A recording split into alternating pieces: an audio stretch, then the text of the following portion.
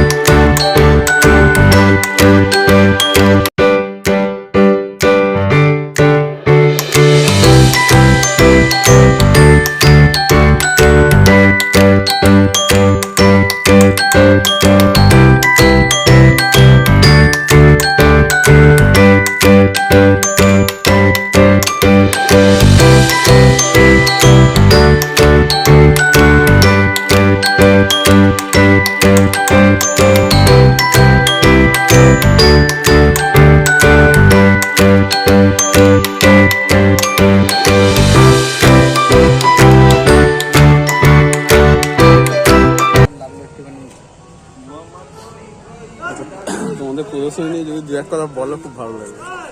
আমাদের বৈদ্যবাটি পৌরসভার সাফাই বিভাগ, তো সাফাই বিভাগে আমরা প্রত্যেকেই কর্মচারী। আমাদের মেন উদ্যোগে আমাদের এসআই স্যার, তো এসআই স্যারের বুদ্ধিতেই আমরা সবাই চলছি। তো অসাধারণ প্রদর্শন, অসাধারণ সব আপনারা দেখতেই পাচ্ছেন যে এসআই স্যারের মনে যা আছে সেইটাই আমরা তুলে ধরেছি এখানে বিভিন্ন বাতিল সামগ্রী দিয়ে।